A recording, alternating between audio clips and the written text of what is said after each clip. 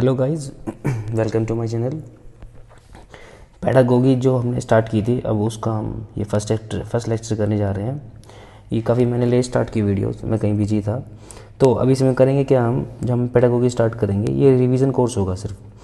तो आपको इसमें सिर्फ रिवीजन करने के मिलेगा।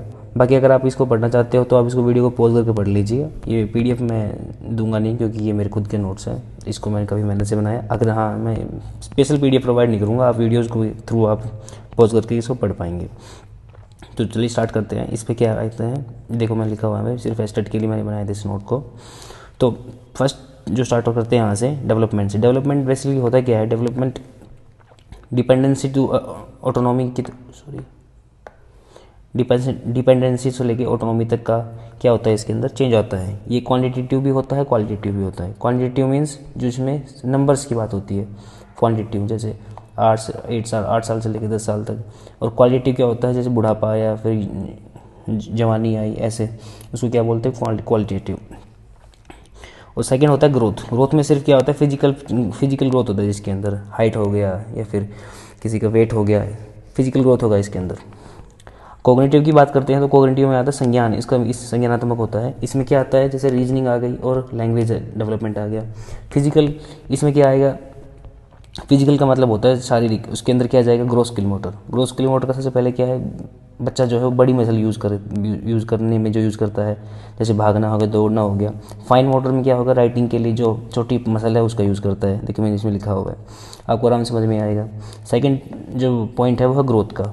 अब ग्रोथ में क्या होता है, ग्रोथ स्टॉप हो जाती है कहाँ पे, एक सर्टेन पीरियड के बाद, जैसे हाइट हो गई, ठीक है। डेवलपमेंट क्या होता है, वो वोम से लेकर टॉम तक होता है, मतलब गर्भ से लेकर कर्व तक चलते हैं। इसमें फंक्शनल चेंजेस आते हैं, स्ट्रक्चरल चेंज आते हैं।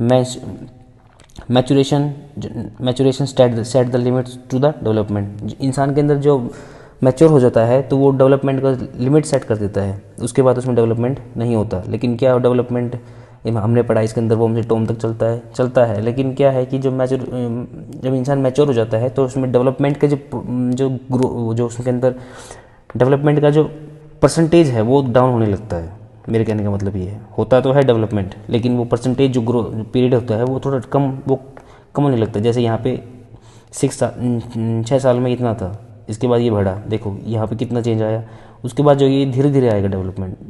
यहाँ पे देखो, यहाँ पे अब ये क्या हो गया, ग्रोथ जो है वो उसकी स्पीड डाउन हो रही है। यहाँ पे बढ़ तो रहा है, लेकिन जो ग्रोथ का जो यहाँ पे परसेंटेज है वो कम हो रहा है। यहाँ पे मान लो 1% बढ़ा, यहाँ पे भी वो सब 0.01% बढ़े। इस हिसाब से मैं बताने की कोशिश कर रहा हूँ। नेक्स्ट करते हैं स्टेज ऑफ डेवलपमेंट। इसमें क्या जाएगा, इसमें आपको पढ़ना क्या है, इसमें पढ़ना है आपको पेरेंटल पीरियड। ये क्या होता है, 40 वीक्स का होता है, ठीक है, 280 डेज़ के लिए। आपको याद रखना है, फैक्चुअल इसमें पूछ देगा, ऑप्शन में डाल देगा 30 वीक्स, 20 वीक्स, 10 वीक्स। तो आपको ये करना है। हालांकि ये 10 वीक्स नहीं आएगा, इसके अराउंड आएगा। जैसे 45 आज डाल देगा, 50 डाल देगा, 42 डाल देगा या 40 डाल देगा। फिर उसमें आपको चूज़ करना पड़ेगा। यहाँ कन्फ्यूजन आ जाती है यहाँ पे कि क्या हो सकता है। तो जो चीज़ें हैं इसको आपको ध्यान से पढ़ना है इसको। नेक्स्ट जो है वो है इन्फेंसी। ये बर्थ से लेकर 2 साल तक चलता है डेवलपमेंट। फिर होता है अर्ली चाइल्डहुड, जो 2 से लेकर 6 साल तक चलता है। उसके बाद लेटर चाइल्डहुड, जो 6 से लेकर 12 तक चलता है, इसी को ट्रबलसम एज कहते हैं। उसके बाद अगला आएगा एडोलसेंस, ये 12 से लेकर 19 साल तक चलता है। इसके अंदर आइडेंटिटी क्राइसिस होता है। आइडेंटिटी क्राइसिस का मतलब ये होता है कि जो स्टूडेंट है वो अपने आप को क्लास के अंदर बताना चाहता है कि मैं भी इस क्लास के अंदर हूँ। तो वो एक्टिविटी कैसे करेगा, ऐसी एक्टिविटी करेगा जिसका अट्रैक्शन है लोगों का, वो उसकी तरफ जाए। जैसे पंखे पे जब हो सकता है कागज़ फेंक के मारे तो वो सब उसकी तरफ देखने लग जाएंगे। हो सकता है वो दीवार के ऊपर अपने जूते छापने लग जाए।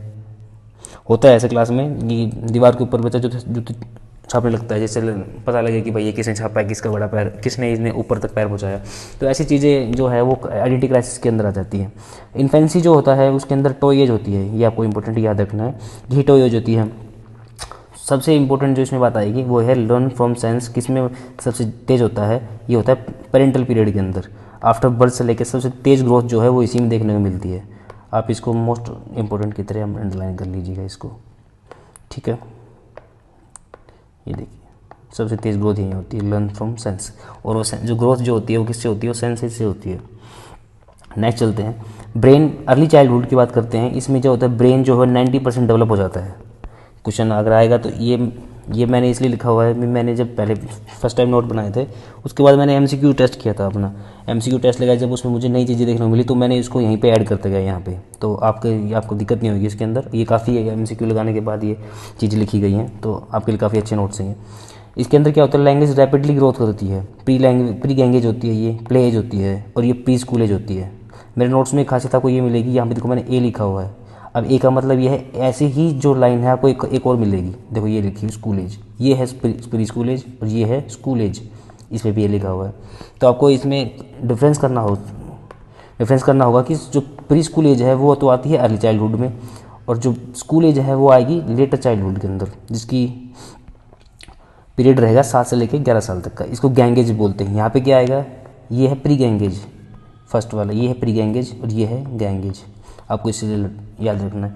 ये देखिए 7 से 11 साल, इसमें कौन सी क्लास आ जाएगी, हो सकता है इसके अंदर 8th आ जाए, 10th 8th 9th इसके अंदर क्लास आ जाए, हो सकता है 7th आ जाए। तो उसमें क्या लड़ाई झगड़े चलते रहते हैं उसके अंदर एक दूसरे से, क्लास में मॉनिटर बना दिया तो उससे लड़ाई करना, ऐसे चलता रहता है इसके अंदर। एडोलसेंस के अंदर क्या होता है, 13 से लेकर 19 साल तक का इसके अंदर एज आता है, पीरियड आता है इसके अंदर आता है। ये चाइल्डहुड से लेकर एडल्टहुड तक की प्रोसेस है। ट्रांजिशन स्टेज होती है इसके अंदर। बच्चा जो है वो उसके बिहेवियर में तुरंत एकदम चेंज होता है, ट्रांजिशन फेज होता है इसका। ये कैसे हो सकता है ट्रांजिशन फेज, देखिए जैसे ये तो है उसका एडल्टहुड, और फिर ये क्या है उसका मैच्योर पीरियड। तो बीच में जो ये है एज है इसका, मान लो ये यहाँ पे है 13 साल 13 साल का, यहाँ पे आ गया वो 27 साल का। जो ये पीरियड बचता है 18 से लेके 14 से लेके ये 26 या 24 साल तक का बीच में, इसको बोलते हैं ट्रांजिशन फेज। इसी के अंदर बोला जाता है ना कि अगर बच्चे का संगत सही हो तो वो आगे बहुत कुछ कर सकता है, अगर संगत खराब हो तो यहीं पे वो क्या हो सकता है, बिगड़ भी सकता है। ये हो जैसे हमने एग्जांपल देखने मिलता है इसी एज के अंदर ग्रुप 21-22 से लेके यहाँ इंडिया में IAS IPS ऑफिसर बने हैं, वो इसी फेज़ के अंदर बने, क्योंकि ये ट्रांजिशन फेज होता है। अगर यहाँ पे सही गाइड किया जाए तो बच्चा आगे काफ़ी कुछ कर सकता है। नेक्स्ट है ये इमोशनली इंडिपेंडेंस होते हैं यहाँ से, ये आपको याद रख लेना है जैसे भी। नेक्स्ट जो आएगा यहाँ पे स्टैनली हॉल इसने एक स्टेटमेंट दी थी जिसने बताया कि जो इसने बुक थी कि इसकी एडोलसेंस, इसमें बताया कि it is the age of stress and storm, इसकी एज है, ये इंपॉर्टेंट है काफ़ी है। स्टैनली हॉल ने बताया था कि जो कैसे याद कर सकते हो, हॉल से याद कर सकते हो। हॉल में क्या हो सकता है, स्टॉर्म और स्ट्रेस दोनों होती है। हॉल के अंदर जब हम चिल्लाते हैं तो कैसी आवाज़ गूंजती है, और क्या होता है, ऐसा लगता है कोई तूफान सा आ रहा है, उसे याद कर सकते हो। नेक्स्ट है, अब बात करते हैं हेरिडिटी और इन्वायरमेंट की। देखो हेरिडिटी क्या होती है, ये जीन के थ्रू आती है, इसमें कोई चेंज नहीं कर सकते हम, ये no change done by the child. बच्चा इसमें कुछ चेंज कर नहीं सकता इसके अंदर, जैसे वो उसको गुस्सा आना, हर बात पे गुस्सा आना, BP हाई होना, या ऐसी जो चीज़ें हैं वो हेरिडिटी के अंदर ही आती हैं, तो उसको हम कुछ चेंज नहीं कर सकते उसके अंदर। नेक्स्ट है इन्वायरमेंट, इसको हम चेंज कर सकते हैं। इन्वायरमेंट अदर देन हेरिडिटी, बच्चा जो एक इंसान के अंदर 2 चीज़ें हैं, हेरिडिटी से जो कुछ सीख रहा है, एक इन्वायरमेंट सीख रहा है। अब जो बच गया इन्वायरमेंट क्या होगा, एक तो हो गई हेरिडिटी, जो बच गया फिर क्या हो गया, वो इन्वायरमेंट होगा अदर देन हेरिडिटी। ये क्या डायनेमिक होता है, ये परिवर्तनशील होता है। इंसान अगर लड़का बुरी संगत में है तो उसका प्रभाव कैसा रहेगा बुरी संगत का। अगर उसको चेंज कर दिया जाए, जैसे क्लासेस में होता है कि बच्चा क्या करते हैं, हर पेरेंट्स चाहते हैं कि उसका बच्चा क्या होता है, पीछे बैठता है, कभी आगे क्लास में आगे बैठता है, पीछे बैठता है, तो उसको चाहते हैं कि उसको आगे बैठने, यही चेंज होता है, यही इन्वायरमेंट है उसका। यहाँ पे इन्वायरमेंट अलग है, यहाँ पे इन्वायरमेंट अलग रहेगा। यहाँ पढ़ने वाले बच्चे होंगे, यहाँ पे शरारत करने वाले बच्चे होंगे। नेक्स्ट जो है वो है हेरिडिटी। हेरिडिटी किससे आती है, क्रोमोजोम से आती है। क्रोमोजोम क्या होता है, 23 पेयर हो सकते हैं, 24 पेयर होते हैं। फर्स्ट इसमें क्या 22 पेयर होते हैं जिसको बोलते हैं ऑटोसोम। सेकंड जो है वो 23rd पेयर होता है, वो जो सिंगल पेयर है वो कहलाता है सेक्स क्रोमोसोम। यही सेक्स डिसाइड करता है कि जो ऑफस्प्रिंग है वो मेल है, बॉय है या गर्ल है। मेल से क्या आता है XY, और फीमेल से क्या आता है XX। CTET का भी इसी के अंदर शामिल कर रखा है मैंने। ट्विंस क्या होता है, एक होता है आइडेंटिकल ट्विंस, एक होता है फैटर्नल ट्विंस। आइडेंटिकल ट्विंस होते हैं मोनोजोगाइट, ये जो मोनोजाइगोट ये होते हैं बिल्कुल सेम, एकदम दिखने में बिल्कुल सेम। डाइजाइगोटिक होते हैं फैटर्नल ट्विंस, ये होते हैं थोड़े से कुछ अलग हो सकते हैं ये, ठीक। अब नेक्स्ट जो है वो है नेचर एंड नर्चर। नर्चर का मतलब जो नर्सरी से निकला है, ये जैसे नर्सरी इसी से निकला, नर्चर से। तो ये क्या है, इन्वायरमेंट। नेचर हेरिडिटी सेम वही है। अब इसमें दिया हुआ है, ये इंपॉर्टेंट है, इसको क्या है, ये डेवलपमेंट किससे आया है, हेरिडिटी इनटू इन्वायरमेंट, या प्लस दे दे, डिवाइड दे दे, कुछ भी दे दे, कैसे भी कर दे, आपको करना है। हो सकता है इसको मैथमेटिकल इक्वेशन में सोल्व करने के लिए जैसे दे दे, यहाँ पे लिख दे, ये जैसे यहाँ पे हेरिडिटी है, इसको यहाँ पे ले जाए डिवाइड कर दे, किससे, हेरिडिटी से इक्वल टू किस में आ जाएगा, इन्वायरमेंट के। तो इस तरह की मैं बात बताने की कोशिश कर रहा हूँ आपको। ये है अप्रेक्सिया और एक है अफेजिया। याद कैसे करोगे इसको, फेज से क्या होता है, बोलने से, याद हो जाएगा। प्रेक्सिया, अब ये दोनों सेम है इसलिए मैंने इसको यहीं लिखा है। अब एक हो गया फेजिया, दूसरा क्या बच गया, वो प्रेक्सिया होगा। वो प्रेक्सिया किससे होगी, बॉडी मूवमेंट्स की वजह से होता है ये, ठीक है। बॉडी मूवमेंट की वजह से बोल सीख नहीं पा रहे बच्चे, वो इसके अंदर क्या कहलाएंगे, वो अप्रेक्सिया। मसल का कोऑर्डिनेशन इसमें ठीक नहीं होता है इसके अंदर। जैसे बोलने के अंदर क्या है, वो जो टंग है उसका कोऑर्डिनेशन दूसरे अपने जो साइड के जो उससे कोऑर्डिनेशन ठीक नहीं है उसका। उसके बाद आता है प्रिंसिपल ऑफ डेवलपमेंट। एक होता है प्रिंसिपल ऑफ कंटिन्यूटी, ये कैसे चलता है, गर्भ से लेके कर्ब तक, कंटिन्यूटी, सतत। चेंज ऑकर्स एवरी टाइम, हर टाइम चेंज होता रहता है। जैसे आज कुछ चेंज हुआ इंसान के अंदर, दूसरा फिर एक हफ्ते बाद कुछ चेंज हुआ, मतलब चेंज कंटिन्यूस हो रहा है उसके अंदर, प्रोसेस चल रही है चेंज की।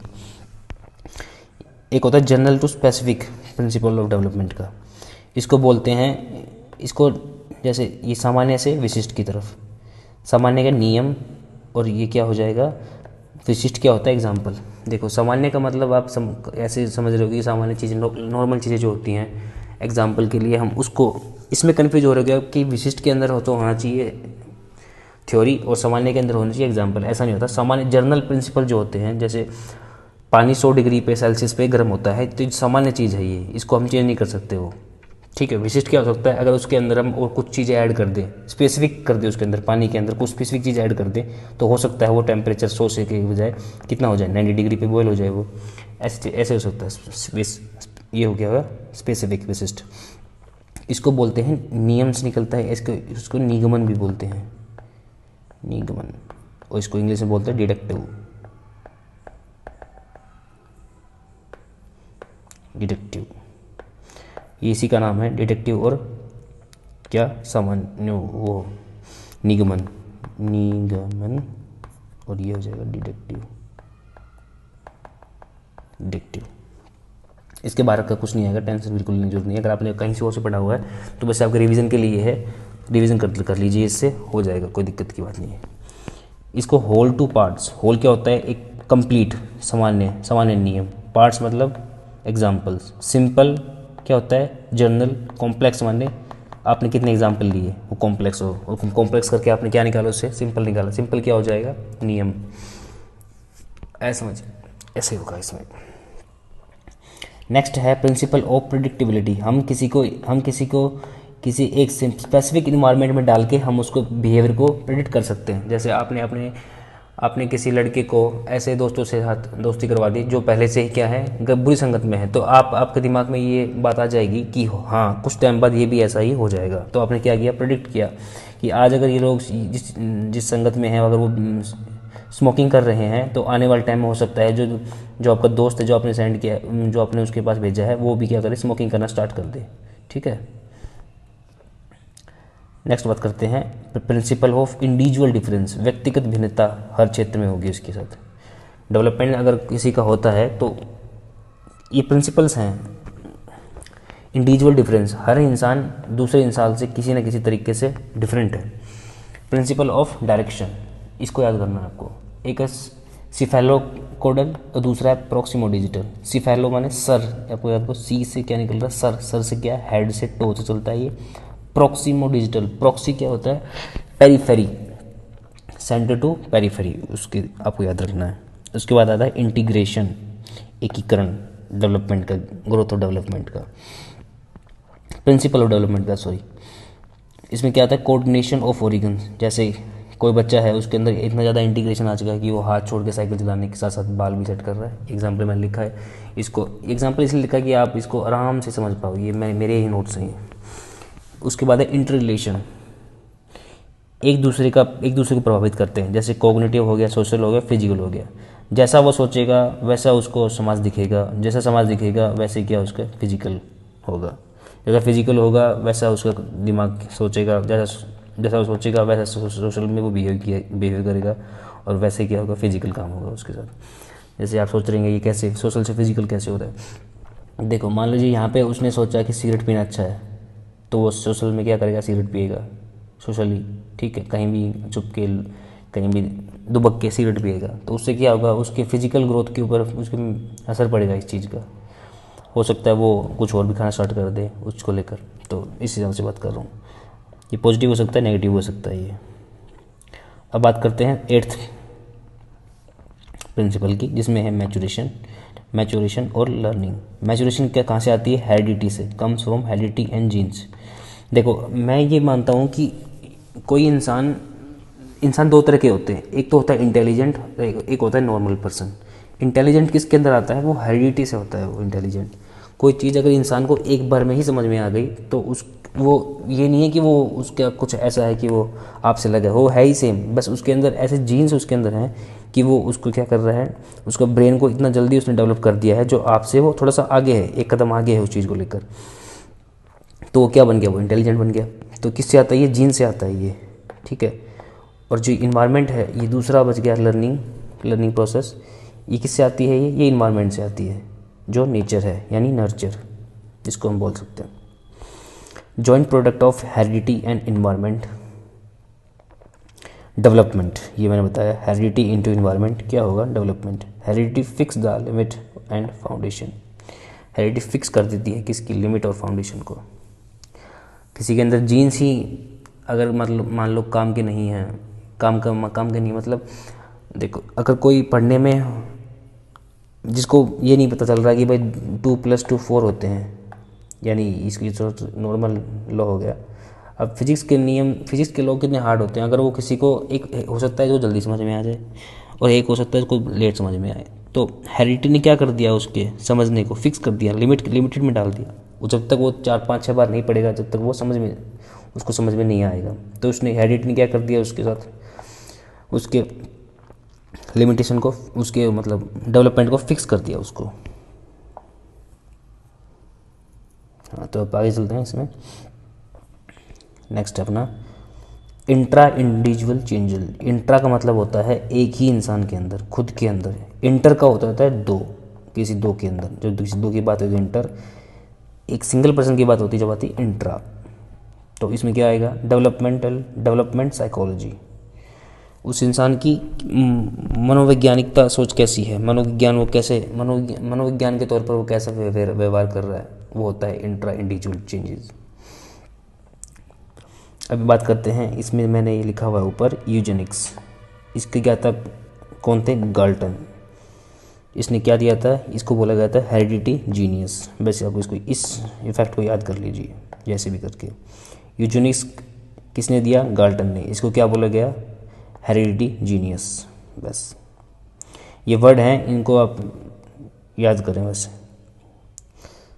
अगर कहीं में से कहीं ये मिल गया तो आंसर ये आएगा, ये मिल गया तो आंसर इन दोनों में से कोई आएगा। मतलब ये है, एक वर्ड मिल गया तो आप इन दोनों में से चूज़ कर लेना कौन सा आंसर आएगा, फिर इम्पोर्टेंट है ये, इसलिए लिखा ऊपर। नेक्स्ट चलते हैं, प्रिंसिपल ऑफ यूनिफॉर्म पैटर्न। अब हर कोई इंसान जो भी है, बच्चा बड़ा होता है, वो उसका पैटर्न एक ही होता है। पहले वो हाथों चलता है, फिर पैरों से चलता है, फिर दौड़ना सीखता है, ऐसे है, ठीक है। उसके बाद अगर डेवलपमेंट है, जो स्पायरल होता है या लीनियर होता है। डेवलपमेंट हमेशा स्पायरल होता है, ऐसे स्पायरल, ये होता है स्पायरल ऐसे। लीनियर होता है सिंगल लाइन का भी डेवलपमेंट नहीं होता। डेवलपमेंट ये होता है, आज हारे कल आप उससे कुछ सीख मिली, फिर आपका और विकास हुआ, आपकी मैच्योरिटी लेवल और बढ़ी। तो ऐसे क्या है, अप्स डाउन चलते रहते हैं लाइफ में। तो उसी से क्या होता है, इंसान का विकास होता रहता है। उसके बाद हम बात करेंगे फाइलोजेनेटिक फंक्शंस। इसमें क्या है, इवोल्यूशन जो होता है वो थ्रू आउट लाइफ चलता है। जैसे बाय इट्स बिहेवियर, और ये बाय इट सेल्फ और बिहेवियर, खुद से करे या उसके बिहार में चेंज आए। जैसे क्रीपिंग, पहले बच्चा क्या करता है, क्रीपिंग करता है, फिर उसको क्रॉलिंग करता है, फिर सिटिंग, फिर वॉकिंग पे चलना सीखता है। तो ये इवोल्यूशन है, ये थ्रू आउट लाइफ चलता है, ये ऐसे आगे चलता रहेगा, ऐसे कुछ करेगा। उसके बाद आता है ऑन्टोजेनिक फंक्शन। ये क्या होता है, ट्रेनिंग और पर्टिकुलर। ऑन्टोजेनिक में क्या आएगा, ये चेंज कर सकता है इंसान अपने को एक ऐसे इन्वायरमेंट में डालकर, जैसे मान लो कोई लड़का जिसको कुछ मतलब पढ़ने में थोड़ा सा कमज़ोर है, उसको ये लग रहा है कि बार बार मैं पढ़ूँ कैसे, मैं पढ़ता हूँ तो मुझे नींद आती है, या फिर मेरे पढ़ने में मन नहीं लगता, या फिर मैं पढ़ूँ क्या, ऐसे हो सकता है ना। तो उसको अगर एक प्रॉपर गाइडेंस मिल जाए तो वो क्या हो सकता है, वो लाइन पे आ सकता है, मतलब वो पढ़ने लग सकता है, जो उसकी प्रॉब्लम दूर हो सकती है। तो मतलब क्या, वो चेंज हो सकता है, फोर्स टू चेंज। ये प्रैक्टिस से आता है, ये इंडिविजुअल प्रैक्टिस होती है, ट्रेनिंग होती है, ये ऐसे ऑन्टोजेनेटिक। नेक्स्ट हम बात करते हैं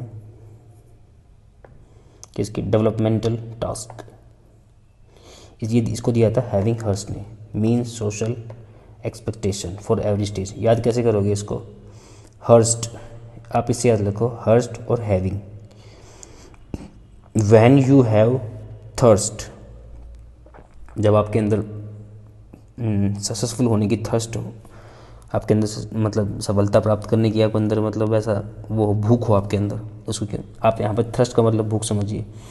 तो थर्स्ट क्या निकलता है, हर्स्ट, हैव हर्स्ट, किसका, डेवलपमेंट का, अपने आप का विकास करना, सफलता लेना, उससे क्या में निकल के आएगा, हैविंग हर्स्ट। तो ये लिंक करके याद करना, आपको ऐसे भी आपको याद करो, आप लिंक करके याद करो, ऐसे याद नहीं होगा। ये काफ़ी फैक्ट है इसके अंदर, साइकोलॉजी के अंदर मैंने हर जगह कुछ ना कुछ ऐसे बनाया हुआ है। स्टेज क्या होती है बच्चे की, पहले क्रीप करता है, फिर क्रॉल करता है, फिर सिट करता है। क्रॉल क्या होता है 6 से 8 महीना, क्रीप क्या होता है सॉरी 6 से 8 महीना, क्रॉल क्या होता है 8 से 10 महीना, उसके बाद सिट जो है आगे चलता है, उसका नहीं इतना कुछ वो नहीं है, मैंने लिखा भी नहीं है आपको। उसके बाद ग्रोथ ऑफ इंडिविजुअल, अगर आपको पता है तो यहाँ पे आप ऐड कर सकते हैं, ऐसी कोई बात नहीं है, मुझे नहीं लगा यहाँ पे इंपॉर्टेंट होगा इसलिए मैंने इसको नहीं लिखा। ग्रोथ ऑफ इंडिविजुअल कैसे होता है, फिजिकल होता है, फिर मोटर होता है, फिर स्पीच होता है, फिर इंटेलेक्चुअल होता है। फिजिकल में क्या जाएंगे, उसके पार्ट्स आएंगे। मोटर में क्या होगा, कंट्रोल ओवर पार्ट्स, मोटर। आप जैसे मोटर का नाम लेके आपको दिमाग में ये ना है कि ये कुछ ऐसे अलग बात कर रहा है। मोटर में क्या है, सिर्फ कंट्रोल ओवर पार्ट, आपका कंट्रोल कैसा है आपके पार्ट्स के ऊपर। जैसे वो मैंने बताया था ना, हाथ छोड़कर साइकिल चला रहा है और उसके बाद क्या कर रहा है, बाल भी सेट कर रहा है लड़का, तो क्या हो जाएगा, मोटर कंट्रोल ओवर उसके उसके पार्ट्स पे क्या हो जाएगा, कंट्रोल है। स्पीच क्या है, बोलना, ये तो पता ही है आपको। इंटेलेक्चुअल, उसके बौद्धिक कैसे उसका ग्रोथ हुआ है, उसका बौद्धिक स्तर कैसे ग्रोथ किया है। अब देखो यहाँ पे क्या है, गोडार्ड्स और गाल्टन, ये दो थे। इनकी स्टडी इम्प्लाई इसकी स्टडी किस में थी, inheritance of intellectual capacities, inheritance of intellectual capacities. आपको याद रखना है बस, ये वर्ड एसोसिएशन करके आप याद रखिए। अगर आपको ये वर्ड कहीं मिलते हैं तो आप इसको क्या कर दीजिए, लिंक कर दीजिए। जैसे अब याद कैसे करना है, इसमें क्या आ रहा है, गॉड है, इसमें गॉड आ रहा है, गॉड, इसमें क्या आ रहा है, कैपेसिटी। तो भगवान ने सबको क्या दी है, अलग अलग कैपेसिटी दी है। तो उससे आकर में लिखा, सबको विभिन्न क्षमताएँ, कैपेसिटी क्या बनती, क्या बोलते हैं, क्षमताएँ। भगवान ने सबको अलग क्षमताएँ दी हैं। गोडार्ड्स, गैल्टन ऊपर भी आया था एक, तो आप अपने आप डिफ्रेंशिएट कर लीजिए उसके साथ कैसे करना है। नेक्स्ट है intellectual development. The main important factor is heredity. Intellectual development में जो मेन फैक्टर होता है वो क्या होता है, हेरिडिटी उसकी। इंटेलेक्चुअल मतलब उसकी खुद की बौद्धिक क्षमता किससे विकास करेगी, उसके बच्चे की हेरिडिटी से के अंदर, उसके अंदर जीन कैसे हैं। पर्सनैलिटी डेवलपमेंट के अंदर क्या सबसे ज़्यादा मेन इंपॉर्टेंट फैक्टर क्या होगा, इन्वायरमेंट का, कि उसका वातावरण कैसा है, उस वैसी उसकी पर्सनैलिटी हो जाएगी।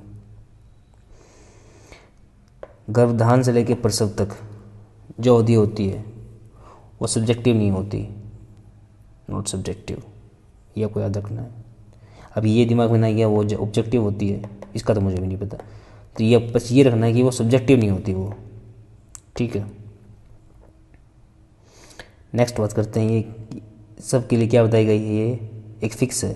सब्जेक्टिव का मतलब होता है कि हर इंसान की अलग अलग विभिन्नता, सब्जेक्टिव। ऑब्जेक्टिव का मतलब जैसे हम आंसर लिखते हैं, सब्जेक्टिव एक होता है ऑब्जेक्टिव पेपर, एक होता है सब्जेक्टिव पेपर। ऑब्जेक्टिव पेपर में क्या होता है, 4 ऑप्शन होते हैं, आपको एक टिक करना होता है, उसी में आंसर है, आपको उसमें और कहीं कुछ अपने आप से ऐड भी नहीं कर सकते आप उसके अंदर। सब्जेक्टिव में क्या होता है, आप अपने जो आपके थिंक है वो अभी लिख सकते हो, अपने खुद की विभिन्न क्षमताएँ हैं वो दिखाते हो आप उसके अंदर, सब्जेक्टिव के अंदर। तो सब्जेक्टिव नहीं होता ये, क्या ऑब्जेक्टिव होता है, इसका मतलब ये हुआ। ये क्या होता है फिर ऑब्जेक्टिव के अंदर, ये सबका कितना आएगा, या फिर 270 आएगा, दिन आएगा 280 इस डे के अंदर आएगा। ये 9 मंथ हो सकता है। और वीक कितने हो सकते हैं, 6 से लेके 40 वीक्स के अंदर होता है। हेन्स वर्नर कोग्निटिव और development psychology integration and differentiation, ये आप याद रखिए, किसी भी तरह याद हो तो ठीक है, ना हो तो ठीक है, पता नहीं इसमें आएगा कि नहीं आएगा कुछ। बाकी जो अलग है इसमें मैंने कुछ इसमें ऐड भी नहीं किया, इसलिए ऐड नहीं किया क्योंकि जब मैंने MCQ लगाए थे तो उसके अंदर मुझे कुछ ऐसा मिला ही नहीं कि इसमें कुछ ऐड करूँ या इसका कुछ ऐसा लिखूँ, क्योंकि इसके ऊपर बेस पे कोई MCQ था ही नहीं इसकी जो मैंने सोल्व किया।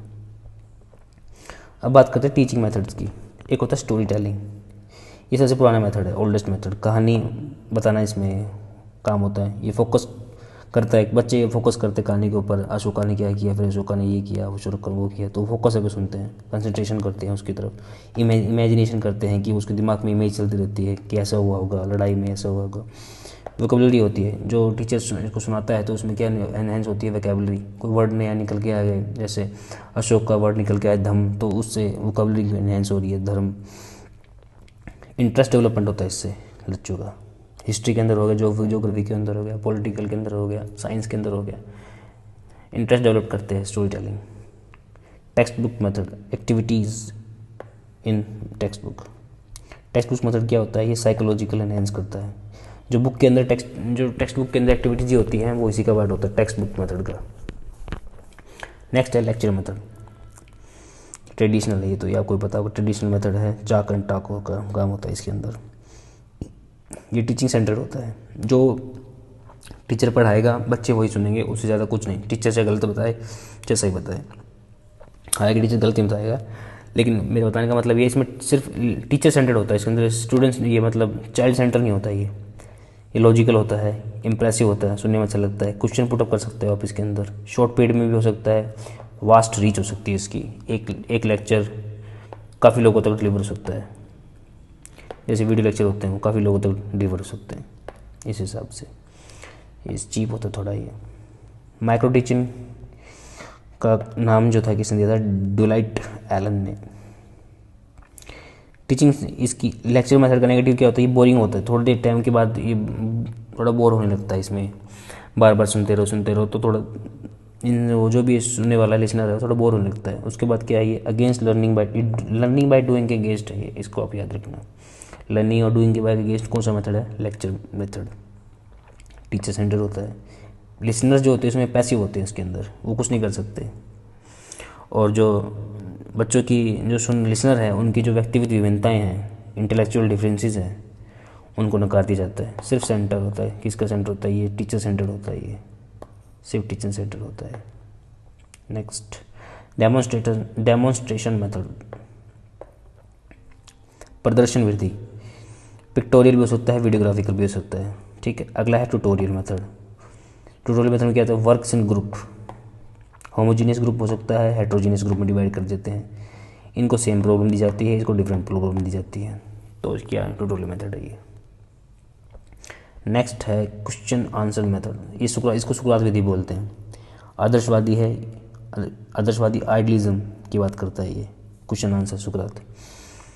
टीचर और स्टूडेंट दोनों सीखते हैं इसके अंदर। क्वेश्चन आंसर जब बात आ रही है तो क्वेश्चन टीचर कर सकता है, आंसर बच्चे देंगे, बच्चे क्वेश्चन करेंगे, टीचर आंसर देगा। नेक्स्ट है डिस्कशन मेथड, इसमें ओपन एंडेड डिस्कशन होती है, open ended question. Open ended question का मतलब होता है आपका आंसर सिर्फ ऑब्जेक्टिव में नहीं आएगा, जैसे आपने पूछा कि पृथ्वी से चांद की दूरी कितनी है, तो वो क्या है, वो क्लोज एंडेड हो गया, वो इतना ही आंसर आएगा उसका। क्लोज एंडेड में ये बोलते हैं यस नो का आंसर भी हो सकता है, सिर्फ 2 वर्ड में होता है, यस या नो। ओपन एंडेड क्या होता है कि वो आपका आंसर कितना भी दूर तक जा सकता है, कितना भी आपकी आंसर की रीच हो सकती है। जैसे क्वेश्चन पूछ लिया, भारत में जो विकास है उसके ऊपर प्रकाश डालिए, तो दिए जाए प्रकाश दिया जाए, उसके अंदर कितना ही प्रकाश देना है उसके अंदर, इसके वास्ट, इसको बोलते हैं ओपन एंडेड क्वेश्चन, जो आपके अंदर मन चाहे कुछ भी ऐड कर सकते हो। इससे लीडरशिप की भावना उत्पन्न होती है, टॉलरेंस डेवलप होता है, थॉट प्रोसेस डेवलप होता है, क्योंकि क्वेश्चन क्या होता है, ओपन एंडेड होता है, ओपन आप में कुछ भी सोच सकते हो, तो इसकी क्या है, थॉट प्रोसेस डेवलप करता है इसके अंदर। एक है ह्यूरिस्टिक मेथड। ह्यूरिस्टिक मेथड किसको बोलते हैं, अन्वेषण विधि। इसको किसने किया था, H.E. आर्मस्ट्रॉन्ग ने डेवलप किया था इसको। याद करने का तरीका लास्ट में बताऊंगा। ये चाइल्ड सेंटर्ड होता है, ये लर्निंग बाय डूइंग का अब अपोजिट हो गया किसके, ये अपोजिट हो गया इस मेथड के, लेक्चर मेथड के अपोजिट हो गया ये लर्निंग बाय डूइंग के अगेंस्ट था, ये लर्निंग बाय डूइंग से। प्रॉब्लम दी जाती हैं, प्रेजेंट प्रॉब्लम हो सकती है, बच्चे हाइपोथेसिस बनाएंगे, फिर इमेजिनेशन करेंगे, फिर रीजनिंग लगाएंगे, तो क्या होता है इसमें चाइल्ड सेंटर का चाइल्ड का पूरा डेवलपमेंट होता है इसके अंदर।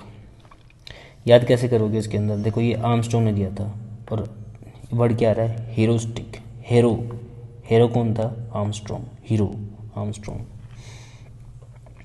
नील आर्मस्ट्रॉन्ग जैसे कि चांद पे गया उसके बाद क्या बन गया, वो हीरो बन गया, ऐसे याद कर ले सकते हो।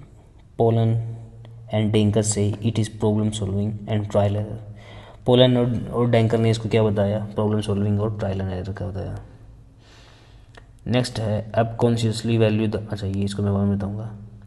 नेक्स्ट मेथड है प्रोजेक्ट मेथड, परियोजना, इसको दिया था कार्लपैट्रिक ने, ये इंपॉर्टेंट याद रखना है। प्रोग्रेसिव एजुकेशन, प्रैग्मेटिज्म, इसका मतलब होता है व्यवहार मूलक के व्यवहारवादी, प्रैग्मेटिज्म, ये ग्रुप वर्क होता है ये भी मैंने इसको बीच में ऐसे गलत लिख दिया, अभी नहीं आएगा ये आएगा इसके बाद यहाँ पे, थोड़ा अब खत्म वीडियो बनना खत्म होने वाला है थोड़ी देर के अंदर।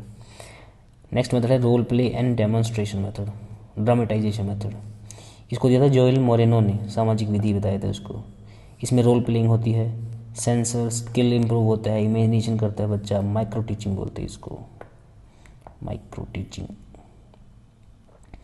लिसनिंग और स्पीकिंग इंप्रूव होता है बच्चे का, क्योंकि रोल प्ले करता है तो क्या कुछ ना कुछ तो बोलेगा, सुनेगा और बोलेगा, क्योंकि रोल प्ले करना इतना आसान थोड़ी होता है। उसके बाद आएगा ब्रेन स्ट्रॉमिंग मेथड, इसको दिया था ऑसबॉर्न के अंदर, ये आपको याद रखना, ये इंपॉर्टेंट है। ऑसबॉर्न ब्रेन स्ट्रॉमिंग स्पॉन्टेनियस होता है, ये क्रिएटिव होता है, इमेजिनेशन इसके अंदर डेवलप होती है, इफेक्टिव होता है ग्रुप के अंदर। ग्रुप के अंदर कैसे इफेक्ट होता है, जब ग्रुप डिस्कशन करते हैं उसके अंदर तो ब्रेन स्टॉर्मिंग करनी पड़ती है कि क्या आंसर देना है, क्या सोचना है उसके बारे में। अब ये स्टार्ट करते हैं यहाँ से, एक चलिए इसको फिर हम नेक्स्ट वीडियो से स्टार्ट करेंगे, वीडियो काफ़ी लेंथी हो जाएगी। तो थैंक यू, अगर आपको अच्छा लगे तो लाइक कमेंट कीजिएगा। Thank you very much.